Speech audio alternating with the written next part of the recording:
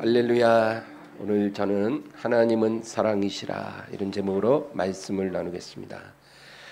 원래 오늘 본문은 요한일서 4장 9절에서 21절까지인데 너무 기니까 16절 한 절만 읽었습니다. 성경이 처음에 기록될 때는 구약 성경은 히브리어로 기록됐고 신약 성경은 헬라어로 기록이 되었습니다. 근데 이 처음에 이 원본은 이미 이제 다 유실되었고요.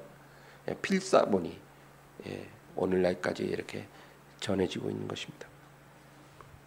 근데 특별히 이제 신약은 헬라어로 기록됐는데 이 사랑이라는 단어, 우리는 그냥 사랑하면 하나잖아요, 그죠? 어떤 사랑이든 다 사랑이죠. 근데 이제 헬라어에서는 여러 단어로 그 사랑을 말합니다. 우리가 제일 잘 아는 사랑, 남녀 간의 사랑을 에로스라고 합니다. 에로스. 다음에 가족 간의 사랑, 혹은 친구 간의 우정, 이런 것들을 필리아라고 말합니다. 필리아. 그리고 이제 성경에는 나오지 않지만 어떤 정신적인 사랑, 플라토닉 그렇게 말합니다. 근데 가장 중요한 단어가 하나 있습니다. 그게 뭘까요? 아가페죠. 이 아가페라는 단어는요, 헬레니즘 문학에는 나오지 않습니다. 다른 그 헬라어 문서에는 나오지 않는 단어입니다. 오직 신약 성경에서만 이 단어를 사용하고 있습니다. 왜 그럴까요? 이 아가페라는 단어를 신약 성경에만 사용합니다. 그것은 그 아가페가 하나님의 사랑을 표현하는 단어이기 때문입니다. 그러니까 일반적인 사랑이 아니고 에로스 사랑도 아니고 필리아 사랑도 아니고 플라토닉 사랑도 아니고 하나님의 사랑을 표현할 때 아가페를 쓰거든요. 그러니까 하나님의 사랑은 성경에만 나오거든요. 그래서 우리가 신약 성경에는 이 아가페라는 단어가 아주 많이 나옵니다. 이 아가페 사랑은 영원한 사랑입니다. 시간이 흐른다고 점점 퇴색하고 변하는 사랑이 아니라는 거죠. 이 세상의 모든 사랑은 다 변하거든요. 상황에 따라 변할 수 있어요. 없어지고 사라지고 그렇게 됩니다. 근데 이 아가페 사랑은 영원한 사랑이에요. 그리고 사랑의 대상에게 어떤 조건이나 대가를 요구하지 않는 사랑입니다. 우리가 누군가를 사랑한다고 하지만 사실은 내가 너한테 이렇게 사랑을 주니까 너도 날 사랑해야 돼. 뭐 이런 식이거든요. 근데 이제 아가페 사랑이란 그런 게 아니라 조건이나 대가가 없습니다. 그냥 절대적인 사랑, 무조건적인 사랑. 우리가 뭐 하나님을 사랑했기 때문에 하나님이 우리를 사랑하셨나요? 그렇지 않죠. 또 내가 지금 하나님을 사랑하기 때문에 하나님이 나를 사랑하시네. 그렇지도 않아요. 우리가 하나님을 사랑하고 있다고 착각하고 있는 거지. 정말 우리의 사랑은요, 정말 보잘것없는 거예요. 하나님의 사랑을 받기에 반푼어치도 어림이 없는 거예요. 그런데도 하나님의 사랑은 변하지 않거든요. 내가 순종 잘할 때도 사랑하시고, 내가 막 완악하게 하나님을 거역하고 배반하고 부인할 때도 하나님은 동일하게 우리를 사랑하시고 계세요. 그러니까 우리가 이 자리에 있는 거예요. 그러니까 하나님의 사랑은 절대적인 사랑이에요. 그리고 자기를 내어주는 사랑, 희생적인 사랑. 오늘 이 설교를 준비하는데 아까 찬양이 예수님처럼 바울처럼 그렇게 살 수는 없을까? 우리들을 위하여 자기들의 온몸을 내어주신 것처럼 뭐 이런 가사가 너무 진짜 잘 어울리더라고요. 자기를 내어주는 사랑. 근데 사람은 이런 사랑을 할 수가 없습니다. 왜냐하면 본질적으로 이기적이기 때문에. 인간은 본질적으로 이기적이에요. 그래서 이런 아가페 사랑을 갖고 있지 않아요. 갖고 있지 않은 사랑을 어떻게 합니까? 여러분 첫사람 아담 보세요. 아담은요 이제 하나님 앞에 다 뭔가 잘못하고 섰을 때 자기의 모든 잘못을 자기 아내에게 책임을 전가했어요. 이 첫사람 아담이 이런 모습이었어요. 이기적이에요. 아내보단 자기가 더 소중한 거예요. 가인은 그냥 시기심 하나로 자기 하나뿐인 동생을 죽였어요. 뭐 동생이 죽일 짓 한 게 하나도 없어요. 형한테 잘못한 게 하나도 없어요. 근데 같은 날 하나님께 제물을 드렸는데 동생은 연락되고 자기는 안 됐거든. 너무 화가 나니까, 꼴도 보기 싫으니까 그냥 죽여버렸어요. 이게 인간이에요. 심지어는 아브라함도 자기 목숨을 건지기 위해 자기 아내를 여동생이라고 속여서 애굽 왕에게 넘겨줬어요. 자기 살아남으려고 자기 아내가 생판 모르는 남자와 지내도록 허락한 거예요. 이렇게 인간이 이기적이라는 거예요. 우리는 자식을 향한 부모의 사랑이 이제 아가페 사랑이 아닌가 이렇게 봅니다만은, 그것은 아가페 사랑에 가장 가깝기는 해도 결코 완전하지 않은 사랑입니다. 여러분, 부모는요 때로는 감정에 치우쳐서 자식에게 상처를 줍니다. 그러니까 자기가 화가 나면 그냥 막말을 해요. 자식이 상처를 받는 그런 말도 막 해버려요. 그게 이제 부모의 불완전한 사랑이죠. 그리고는 다 뭐라 그러냐면 다 너를 위해서야. 엄마가 아빠가 뭐 너를 사랑하지 않으면 이런 말 하냐? 이러면서 이제 세뇌시키는 게 세뇌. 자식을 위한다고 하는 일이 오히려 자식을 해롭게 하는 일이 다반사입니다. 내 자식을 위해서 했는데 오히려 자식을 망쳐요. 그러니까 이게 부모의 불완전한 사랑이에요. 그리고 막 조금만 자식이 서운하게 해도 섭섭해하고 뭐 그렇죠. 오직 하나님만이 이 아가페 사랑을 소유하시고 베푸실 수 있습니다. 근데 주님은 내가 너희에게 이 사랑을 주었으니 너희도 이 사랑으로 서로 사랑하라. 이렇게 우리에게 명하셨어요. 우리가 이런 사랑을 할 수가 없는데, 우리는 이런 사랑을 받지도 못해요. 제대로. 하나님이 이런 사랑을 주셔도 잘 이해도 못해요. 경험한 적이 없으니까. 그렇죠? 그래서 아버지에게 학대당하고 자란 사람이 하나님 아버지 부를 때 굉장히 힘들어해요. 너무 무서워요. 아버지라는 개념이 친근하지가 않아요. 경험하지 않은 사랑을 받는 것도 쉽지 않거든요. 근데 어떻게 그런 사랑을 하겠냐고요. 요한복음 13장 34절. 새 계명을 너희에게 주노니 서로 사랑하라. 내가 너희를 사랑한 것 같이 너희도 서로 사랑하라. 계명으로 우리에게 주셨어요. 새 계명. 내가 너희를 사랑한 것 같이. 그러니까 뭐 에로스 사랑, 뭐 필리아 사랑이 아니에요. 아가페 사랑을 내가 너희에게 준 것처럼 너희도 그 사랑으로 서로 사랑하라. 네. 아가페라는 단어는 명사입니다. 명사, 사랑. 그리고 이제 그걸 동사로 하면 아가파오 그러죠. 아가파오. 네. 이 단어가 쓰였어요. 내가 너희를 아가파오한 것처럼 너희도 서로 아가파오하라.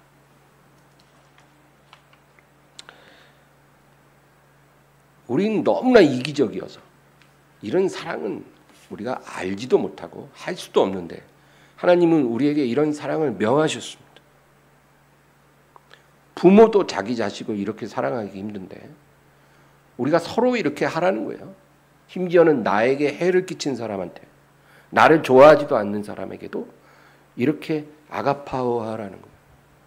너무 힘든 명령이죠.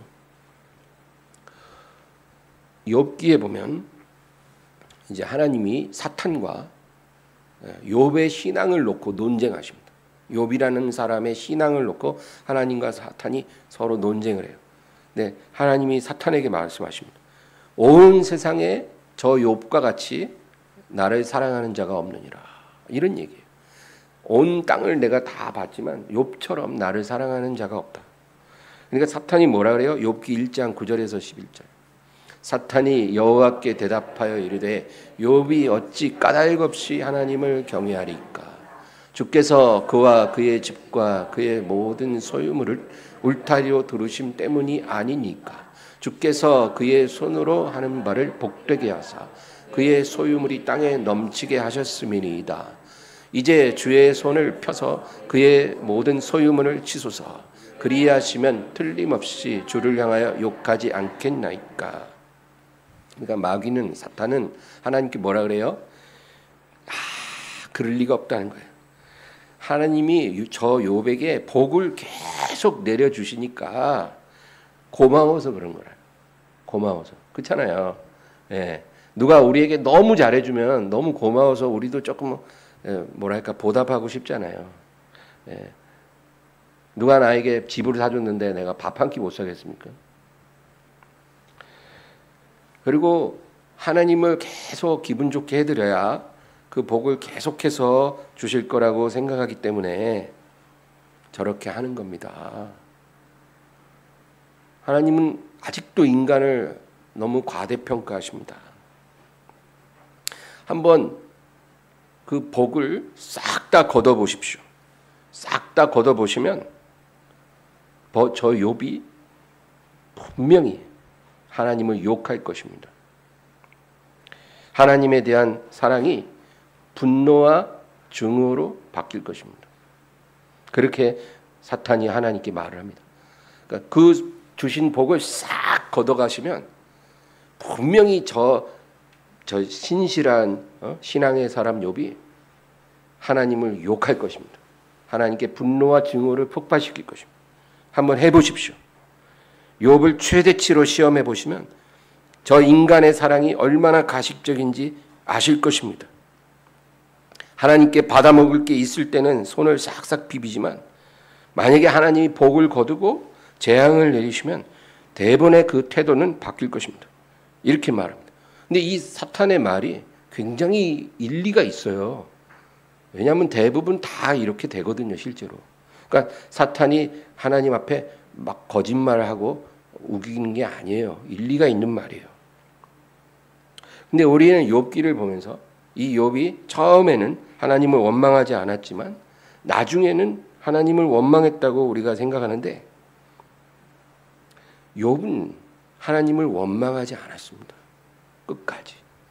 하나님을 원망한 게 아니라 하나님을 대면하기를 원했어요. 나에게 이런 고통을 주신 하나님께 대면해서 묻고 싶은 거예요. 이게 원망이 아닙니다. 내가 사랑하는 사람을 믿지만 그 사랑하는 분으로 인해 너무 감당할 수 없는 큰 고통을 겪었기 때문에 왜 내게 그런 일을 허락하셨는지 내가 묻고 싶다는 거예요. 예, 여러분 이게 이해되세요? 사랑하는 사람을 믿고 있어요. 아직 그 사람을 내가 등 돌리거나 버린 게 아니에요. 그런데 내가 아직 궁금한 게 있으니까 만나면 꼭 물어보고 싶은 거예요. 이런 마음인 거예요. 사랑이 더 깊어지기 위해서 그 과정 속에 일어날 수 있는 일인 거예요.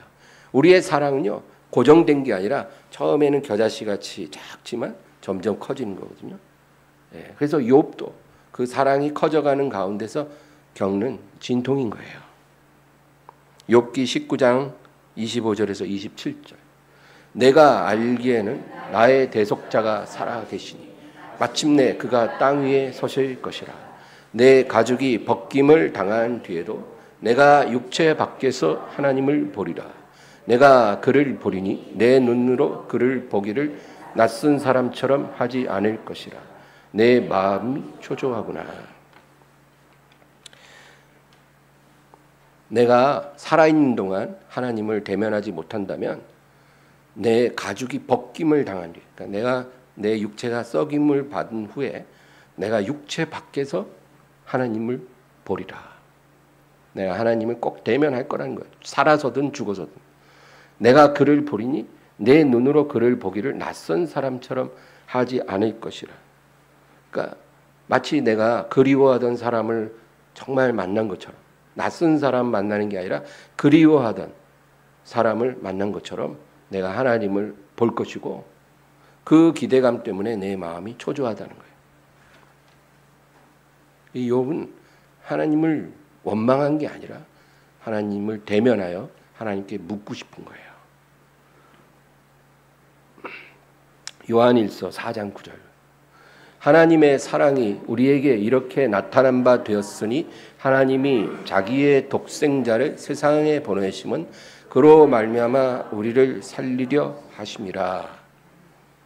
하나님의 사랑이 우리에게 나타났습니다. 어떻게 해요? 자기 독생자를 이 세상에 보내주셨다는 거예요. 하나님의 그 아들을 세상에 주시고 십자가에 못 박게 하심으로 그 사랑을 보이셨다는 거예요. 예수님이 십자가에서 다 이루었다 그랬잖아요. 근데 예수님만 그러신 게 아니라 그 순간에 하늘에 계신 아버지도 다 이루었다 똑같이 말씀하셨을 겁니다. 그게 무슨 뜻일까요? 이제 내 사랑을 더 나타낼 수 없다는 거예요. 내가 구약 시대에는 내 사랑을 조금씩 보였지만 내가 내 아들을 십자가에 매달렸을 때 내 모든 사랑을 다 드러냈다.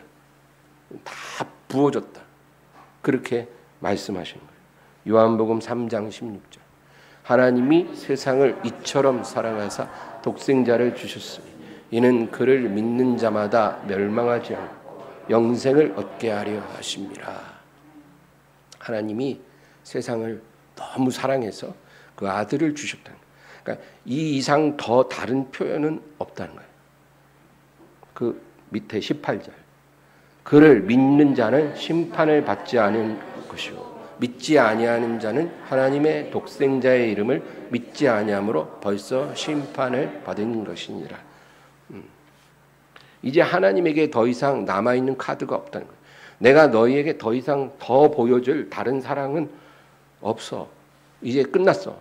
이제 다 부었어. 이제 아무것도 없어. 이제 너희에게는 한 가지 선택을 남아있어. 내 사랑을 받아들이는 자는 구원을 받을 것이고 내 사랑을 끝까지 받아들이지 않는 사람은 심판을 받을 것이 아니라 벌써 심판 아래 있다. 고린도전서 16장 22절. 만일 누구든지 주를 사랑하지 아니하면 저주를 받을지어다. 우리 주여 오시옵소서. 이제 하나님은 이제 끝이라는 거예요. 내가 줄 걸 다 줬어. 이제 너희에게 너희 운명을 선택할 마지막 선택이 있다. 주를 사랑하지 않는 자, 이 사랑을 주었는데 거절하는 자, 저주를 받을 것이다. 우리 주여 오시옵소서. 이제 예수님 오셔서 심판할 일만 남아있다. 요한일서 4장 10절. 사랑은 여기 있으니 우리가 하나님을 사랑한 것이 아니요 하나님이 우리를 사랑하사 우리 죄를 속하기 위하여 화목 제물로 그 아들을 보내셨습니다. 우리는 하나님을 알지도 못했어요. 하나님을 사랑하지도 않았어요. 근데 하나님이 우리를 사랑하사 우리 죄를 위하여 화목 제물로 그 아들을 주셨다. 여러분, 누가 이런 사랑을 흉내낼 수 있을까요? 이 사람은 이런 사랑을 할 수 없어요. 나를 알지도 못하고 나를 사랑하지도 않은 어떤 사람을 위해 여러분 내 지갑이라도 털어줄 수 있는 사람이 있을까요? 아마 없을걸요. 왜 그런 짓을 하겠어요? 근데 그런 우리에게 아들을 주셨다. 우리가 이해하기도 어려운 그런 위대한 사랑이에요. 근데 하나님은 뭐라고 했냐면 내가 너희를 사랑한 것 같이 너희도 서로 사랑하라. 그렇게 사랑하라. 서로 사랑하라. 어려워요. 이게 어떻게 가능할까요? 그 사랑을 믿는 자에게 하나님이 성령을 부어주신다는 거예요. 우리가 그 사랑을 믿어야 돼요. 왜? 이해는 안 되지만 믿을 수는 있거든요. 예, 여러분 우리가 이해하고 알게 되는 것보다 우리가 믿는 것이 중요하잖아요. 이해는 안 돼도 믿을 수 있어요. 그렇죠? 그 엄마 아빠가 하는 일을 아이가 어떻게 다 이해해요? 근데 그 아이가 엄마 아빠가 하자는 대로 할 수 있는 거는 이해돼서 하는 게 아니라 믿기 때문에 하는 거예요. 그것처럼 믿으라는 거예요. 믿으라. 이 사랑을 믿으라. 아, 내가 얼마나 큰 사랑 받았는지 아직 와닿지가 않는데 믿으라는 거예요. 그 사랑을 믿는 자에게 내가 성령을 부어주리라. 로마서 5장 5절 6절. 소망이 우리를 부끄럽게 하지 아니함은 우리에게 주신 성령으로 말미암아 하나님의 사랑이 우리 마음에 부은 바 됨이니 우리가 아직 연약할 때 기약대로 그리스도께서 경건하지 않은 자를 위하여 죽으셨도다. 우리가 예수님을 믿음으로 인해서 성령이 우리 마음에 부어졌다는 거예요. 그건 뭐예요? 하나님의 사랑이 우리에게 부어진 거예요. 그러니까 처음에는 그 사랑이 뭔지도 모르고 그냥 믿은 거예요. 그렇죠? 믿었더니 성령을 통해서 그 사랑을 부어주시는 거예요. 그게 믿음으로 믿음에 이른다는 말이에요. 처음에는 그냥 내가 믿은 거예요. 그냥 무조건 믿은 거예요. 내가 그렇게 믿었더니 하나님이 성령을 부어서 하나님의 사랑을 부어주심으로 그 사랑이 깨달아지게 하시는 거예요. 그래서 우리가 아직 죄인으로 연약할 때 기약대로 경건하지 않은 자를 위하여 죽으셨다는 사실이 이제 믿어지는 거예요. 그 놀라운 기적 아닙니까, 여러분? 2000년 전에 이스라엘 땅의 어떤 언덕에서 누군가가 처형당했는데 그 사람이 흘린 피가 나를 위한 피였다는 게, 그 믿어진다는 게 그게 더 이상한 거 아니에요? 근데 그게 어떻게 가능할까요? 성령이 부어지면 그런 일이 일어나는 것입니다. 그 다음 밑에 8절. 우리가 아직 죄인 되었을 때 그리스도께서 우리를 위하여 죽으심으로 하나님께서 우리에 대한 자기의 사랑을 확증하셨느니라. 예. 우리는 그냥 죄인으로 있을 때, 지금도 여전히 죄 가운데 살지만 그리스도께서 우리를 위해 죽으심으로 하나님의 우리에 대한 사랑을 확증해 주셨다. 그것입니다. 확증해 주십니다. 성령이 우리에게 부어주는 것은 하나님의 사랑을 우리에게 확증해 주시는 거예요. 예전에는 내가 그냥 믿으려고 믿은 건데 지금은 믿어지는 거예요. 이게 은혜예요. 믿어지는 거예요, 이제는. 예. 예전에는 막 사랑을 하려고 노력했는데 지금은 그냥 사랑이 흘러나오는 거예요. 이게 어떻게 가능해요? 성령이 부어주면 하나님의 사랑이 확증됨으로 그게 가능해진 거예요. 확증하셨다는 것은 마침표를 찍었다. 우리 영혼의 마침표를 찍으신 거예요. 그리고 이제 내 모든 사랑을 너에게 다 보여줬다. 나는 다른 방법으로 더 이상 나의 사랑을 증명할 수 없다. 이제 네가 이 사랑을 받아들이면 영생을 얻는 것이고 거절하면 심판을 받는 것이다. 이게 여러분 하나님이 우리를 협박하는 게 아니라 우리에게 모든 것을 아들까지 내어주신 하나님의 최종 선언이십니다. 아들까지 아끼지 않고 내어주신 하나님의 최후 선언이에요. 이제 더 이상은 보여줄 게 없어. 이제 너희는 선택해야 돼요. 내 사랑을 받아들일지 아니면 끝까지 거절할지 너희가 선택해. 그리고 그 모든 결과도 너희는 책임을 질 거야. 두려운 말씀이죠. 이제 본문으로 돌아가서 요한일서 4장 11, 12절. 사랑하는 자들아, 하나님이 이같이 우리를 사랑하셨은즉 우리도 서로 사랑하는 것이 마땅하도다. 어느 때나 하나님을 본 사람이 없으되 만일 우리가 서로 사랑하면 하나님이 우리 안에 거하시고 그의 사랑이 우리 안에 온전히 이루어지느니라. 하나님을 직접 본 사람은 아무도 없어요. 누가 하나님을 볼 수 있습니까? 하나님을 보고 살 자가 없다고 성경에 말했어요. 그런데 뭐라고 오늘 말씀하시냐면 우리가 서로 사랑하면 하나님이 우리 안에 거하시고 그의 사랑이 우리 안에 온전히 이루어진다. 그렇게 약속하십니다. 우리가 서로 사랑할 때 하나님이 우리 안에 거하시고 그의 사랑이 우리 안에 온전히 이루어질 것이다. 부활하신 예수님이 제자들에게 3번 나타나셨어요. 3번 나타나시고 이제 마지막 3번째는 이른 아침에 이제 갈릴리 호숫가에 예수님 모닥불 탁 피우고 그리고 조반을 딱 차리고 나서 이제 막 고기잡이하고 돌아온 제자들을 불러서 아침 식사를 함께 하시고 그 식사하실 때 제자 베드로에게 주님이 네가 나를 사랑하느냐 이 3번을 물으십니다. 베드로가 예 그렇습니다 하니까 내 양을 치라 내 양을 먹여다오 이렇게 3번 부탁하십니다. 네가 나를 사랑하느냐 3번 묻고 내 양을 먹이라 3번 명하시고 예수님이 공생의 기간 같은 자리에서 같은 말을 3번 반복하신 경우는 이 경우 한 번밖에 없어요. 같은 장소에서 같은 말을 3번 하신 적이 없어요. 근데 베드로에게 네가 나를 사랑하느냐 3번 그리고 내 양을 먹이라 3번. 네가 정말 나를 사랑하고 있다면 너는 내 양을 사랑하라 그 말이에요. 네가 정말 나를 사랑하면 내 양들을 사랑해라. 너의 형제를 사랑해라. 그 얘기예요. 이걸 3번이나 반복하셔요. 네가 그렇게 해야 내 사랑이 너 안에서 온전해지고 나를 향한 너의 사랑도 온전해진다. 그 의미예요. 그의 사랑이 우리 안에 온전히 이루었다. 12절에 그러잖아요. 어느 때는 하나님을 본 사람이 없으되 만일 우리가 서로 사랑하면 하나님이 우리 안에 거하시고 그의 사랑이 우리 안에 온전히 이루어진다.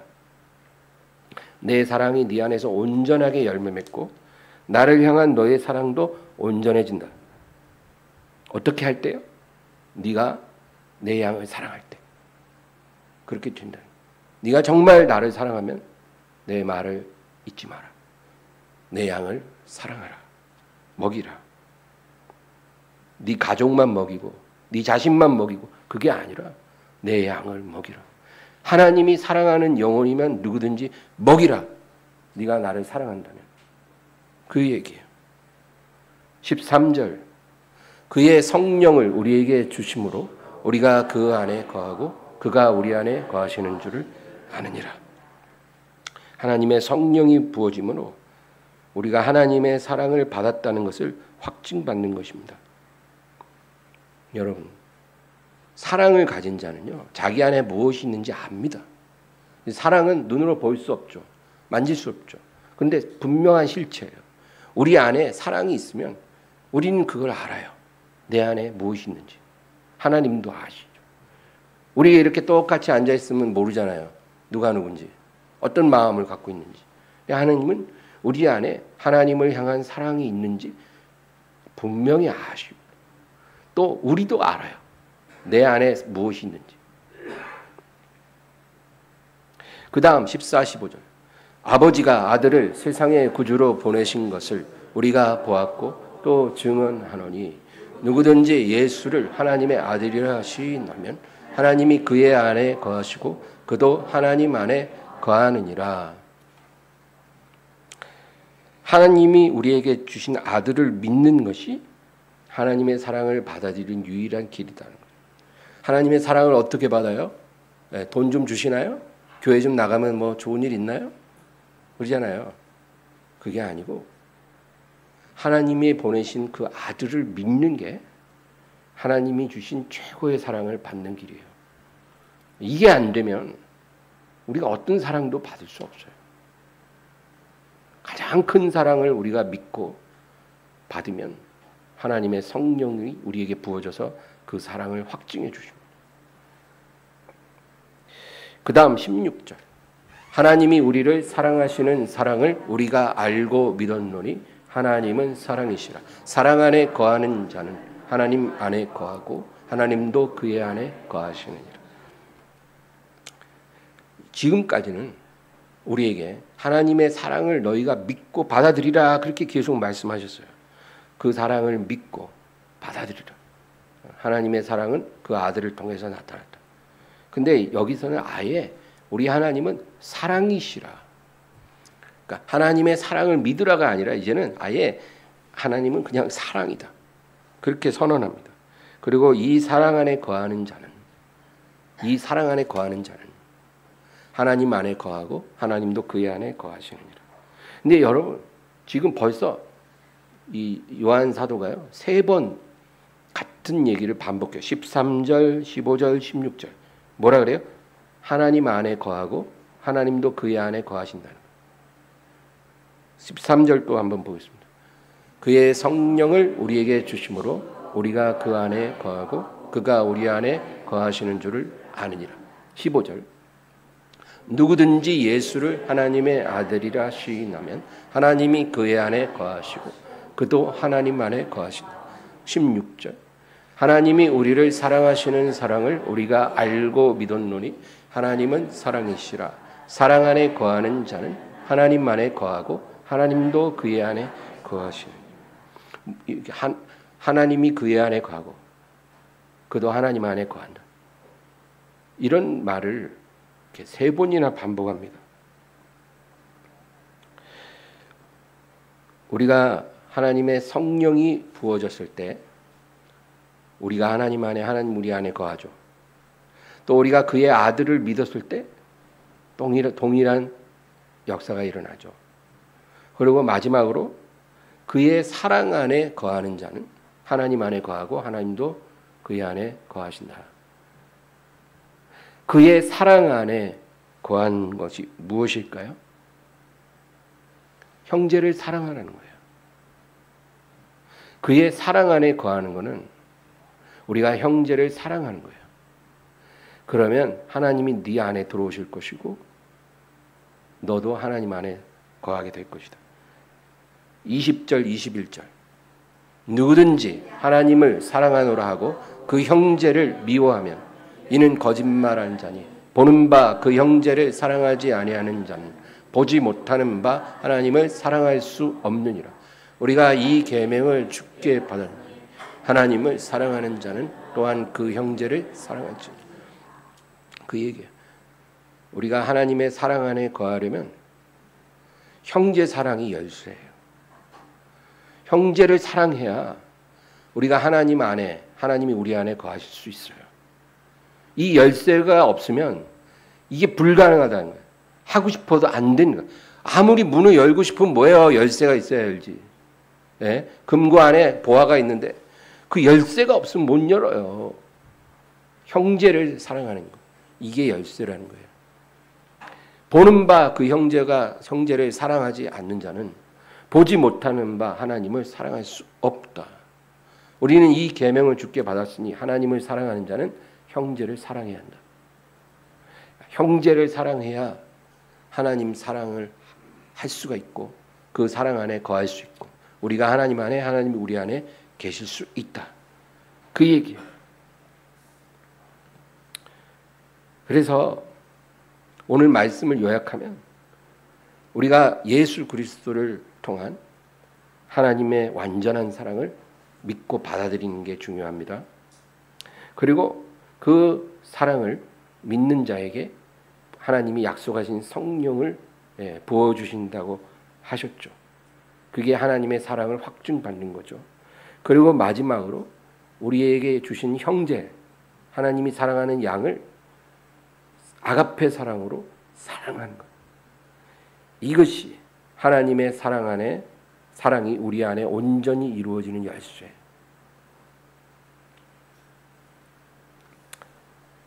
이렇게 우리가 할 때 우리 안에 모든 종류의 두려움은 사라질 것이고 사랑으로 말미암은 담대함이 생길 것이다. 하나님의 믿음이 우리 안에 들어온다는 거예요. 담대함. 두려움은 사라지고 담대함이 임합니다. 처음에는 내가 하나님을 믿는데 이제 하나님의 믿음이 성령으로 부어져서 담대해지는 거예요. 어떤 상황이 와도 흔들리지 않아요. 두렵지 않아요. 겁나지 않고 낙심하지 않고 절망하지 않아요. 어떤 상황이 안 오는 게 아니라 오긴 와요. 하나님을 아무리 잘 믿어도 고난은 더 오면 더웠지 덜 오지 않아요. 근데 달라진 게 뭐냐? 예전에는 손톱만큼도 힘들어지도 견디기가 힘들었는데 이제는 어떤 고난이 와도 흔들리지가 않아요. 마음이 두렵지가 않아요. 마음이 평안해요. 그 놀라운 변화가 어떻게 일어납니까? 하나님의 사랑이 우리 안에 온전히 이루어졌기 때문에 그런 일이 생긴 거예요. 하나님의 사랑이 우리 안에 온전히 이루는 열쇠는 형제 사랑이라는 겁니다. 다시 본문 17, 18절. 17, 18절. 이로써 사랑이 우리에게 온전히 이루어진 것은 우리로 심판날에 담대함을 가지게 하려 함이니 주께서 그러하심과 같이 우리도 이 세상에서 그러하니라. 이로써 18절. 사랑 안에 두려움이 없고 온전한 사랑이 두려움을 내쫓나니 두려움에는 형벌이 있음이라. 두려워하는 자는 사랑 안에서 온전히 이루지 못하였느니라. 그러니까 우리 안에 어떤 종류의 두려움, 하나님을 두려워하는 거 말고 다른 어떤 두려움이라도 들어올 때는 왜 그래요? 하나님의 사랑이 아직 온전히 이루어지지 못했기 때문이라는 거예요.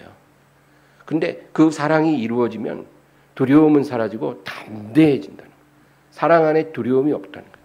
근데 이 두려움이 사라지고 담대함이 오는 이 열쇠가 형제를 사랑하는 거라고 오늘 말씀하시는 거예요. 형제 사랑해. 이게 열쇠야. 하나님이 너에게 주신 사람을 사랑하면 너 안에 두려움은 떠나고 하나님의 믿음이 들어와서 담대해질 거야. 축복은 덤으로 오죠.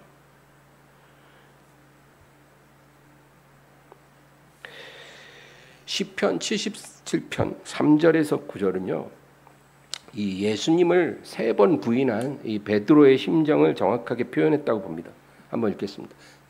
내가 하나님을 기억하고 불안하여 근심하니 내 심령이 상하도다. 주께서 내가 눈을 붙이지 못하게 하시니 내가 괴로워 말할 수 없나이다. 내가 옛날 곧 지나간 세월을 생각하였사오며 밤에 부른 노래를 내가 기억하여 내 심령으로 내가 내 마음으로 간구하기를 주께서 영원히 버리실까? 다시는 은혜를 베풀지 아니하실까? 그의 인자하심은 영원히 끝났는가? 그의 약속하심도 영구히 패하였는가? 하나님이 그가 베푸실 은혜를 잊으셨는가? 노하심으로 그가 베푸실 긍휼을 그치셨는가 하였나이다. 이 베드로가요, 예수님을 3번 부인했을 때 어떤 심정이었을까요? 이제 나는 완전히 끝난 거 아닌가? 이제 나는 완전히 주님으로부터 멀어진 것 같다. 나를 향한 주님의 사랑, 긍휼, 인내는 이제 끝난 것이다. 이런 생각이 밀려오는 거예요. 이제 자기는 이제 완전히 이제 잘렸다 이거예요. 주님은 눈 밖에 나왔다. 내가 죽을지언정 주님을 버리지 않겠나이다 하고 그렇게 내가 장담하고 나서 불과 몇 시간 뒤에 주님을 모른다고 3번 부인했죠. 그러니까 이제 나는 이제 잘렸다. 근데요, 시편 136편 보면 그 한 편 전체가 똑같은 후렴으로 되어 있어요. 그러니까 26절까지 되어 있는데 그 26절에 각 절마다 똑같은 후렴이 나오는데 이거 다 읽을 시간이 없으니까 이 몇 부분만 읽어볼게요. 1절에서 4절. 여호와께 감사하라. 그는 선하시며 그 인자하심이 영원함이로다. 신들 중에 뛰어난 하나님께 감사하라. 그 인자하심이 영원함이로다. 주들 중에 뛰어난 주께 감사하라. 그 인자하심이 영원함이로다. 홀로 큰 기이한 일들을 행하신 이에게 감사하라. 그 인자하심이 영원함이로다. 이게요, 베드로가 회복됐을 때의 심정을 잘 표현한 시예요. 나는 이제 끝났다. 나는 잘렸다. 눈밖에 났다. 하나님이 나를 버리셨을 것이다. 그렇게 생각을 했다가 그게 아니라는 것을 깨달은 거죠. 예수님이 찾아오셨죠. 자기가 찾아간 게 아니에요. 낯짝이 있어야 찾아가죠. 찾아오셔서 모닥불 피우시고 아침밥 차려주시고 그리고는 네가 나를 사랑하느냐 3번 물으시고 그렇다 하니까 내 양을 먹이라. 이거는 너의 지난 과오는 내가 기억하지 않겠다. 너는 이미 나에게 받아들여졌고 나는 너를 용납했고 나는 너를 사랑하고 있어. 네가 아직 나를 사랑하고 있다면 나 역시 너를 사랑해. 내 사랑은 변하지 않아. 네가 실수를 했든 안 했든 상관없어. 나는 너를 처음부터 끝까지 똑같이 사랑해. 내 목숨을 줄 만큼 사랑해. 그러니까 네가 나를 사랑한다면 내 양을 사랑해다오. 내가 사랑하는 영혼들을 먹여다오. 그예요. 우리 136편 끝에 23절에서 26절. 우리를 비천한 가운데서도 기억해 주신 이에게 감사하라. 그 인자하심이 영원함이로다. 우리를 우리의 대적에게서 건지신 이에게 감사하라. 그 인자하심이 영원함이로다. 모든 육체에게 먹을 것을 주신 이에게 감사하라. 그 인자하심이 영원함이로다. 하늘의 하나님께 감사하라. 그 인자하심이 영원함이로다. 도대체 이 하나님께 감사하라. 그 인자하심이 영원함이란 이 진리가 얼마나 중요하면 이렇게 매절마다 반복을 하겠습니까? 그는 선하시며 그 인자하심이 영원함이로다. 정말 이거는요, 이게 우리가 머리로 이해하면 안 되고 이건 경험해야 아는 거예요. 하나님의 선하심을 맛보아 알쩌다. 그런 구절도 있잖아요. 시편 34편인가. 하나님을 선하심을 맛보아 알쩌다. 맛보아 아는 사람만 이런 고백을 할 수가 있는 거예요. 베드로처럼, 욥처럼 자기 영혼의 가장 깊은 시면까지, 그 절망의 시면까지 내려갔다가 주님의 선하심과 인자하심으로 회복된 사람만이 이런 고백을 할 수가 있죠. 하나님은 사랑이시라. 여러분, 하나님은 사랑이십니다. 그러므로 그 하나님의 형상으로 지음받고 하나님의 사랑으로 구원받은 우리도 사랑의 사람이 되는 게 맞는 거예요. 하나님 사랑이신데 그 자녀인 우리가 사랑 안 하면 그 되는 거냐고요. 사랑해야죠. 나와 내 가족만 사랑하라고 하신 적 없어요. 그거는 이방인도 불신자도 다 해요. 우리가 사는 날 동안 우리가 해야 될 가장 중요한 일이 하나님이 사랑하는 자들을 사랑하라. 오늘 본문에 너희 안에 하나님의 사랑을 온전히 이루라 그랬잖아요. 하나님의 사랑으로 가득 채우라 그 말입니다. 하나님의 사랑을 반사하는 거울이 되라. 갈라디아 교인들에게 바울은 이렇게 말합니다. 갈라디아서 4장 19절. 나의 자녀들아 너희 속에 그리스도의 형상을 이루기까지 다시 너희를 위하여 수고해사는 수고를 하노니. 하나님의 사랑을 온전히 이루는 것이나 우리 안에, 너희 안에 그리스도의 형상을 이루는 것 같은 의미예요. 예수님 사랑의 화신이잖아요. 그러니까 그리스도의 형상을 우리 안에 온전히 이루는 거죠. 하나님의 사랑을 온전히 이루는 것이 같은 의미입니다. 그러므로 여러분, 그 열쇠가 뭐라고요? 서로 사랑하라. 서로 사랑하라. 오늘 본문 요한일서 4장 7절 8절. 사랑하는 자들아 우리가 서로 살아가자. 사랑은 하나님께 속한 것이니 사랑하는 자마다 하나님으로부터 나서 하나님을 알고 사랑하지 아니하는 자는 하나님을 알지 못하나니 이는 하나님은 사랑이십니다. 본문 20절 21절 다시 읽겠습니다. 누구든지 하나님을 사랑하노라 하고 그 형제를 미워하는 이는 거짓말하는 자니 본 바 그 형제를 사랑하지 아니하는 자는 보지 못하는 바 하나님을 사랑할 수 없느니라. 우리가 이 계명을 주께 받았나니 하나님을 사랑하는 자는 또한 그 형제를 사랑할지니라. 아멘. 여러분, 그래서 우리가 이 진리를 깨달았으면 기도하는 거예요.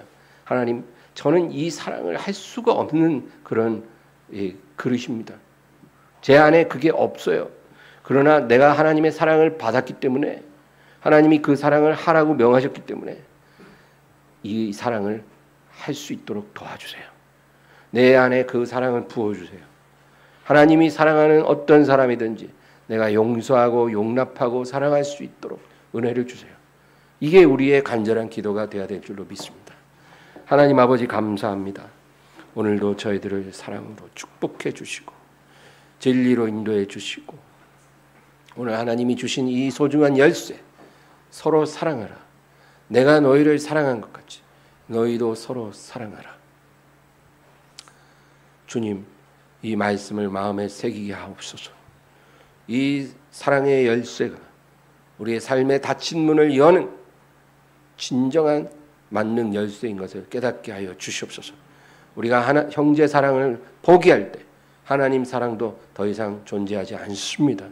이것은 분리되는 것이 아니옵니다. 그러므로 눈에 보이는 성질을 사랑하지 못하면서 눈에 보이지 않는 하나님을 사랑할 수 없다는 이 주님의 준엄한 말씀을 잊지 말게 하여 주시옵소서. 예수님의 이름으로 기도합니다. 아멘.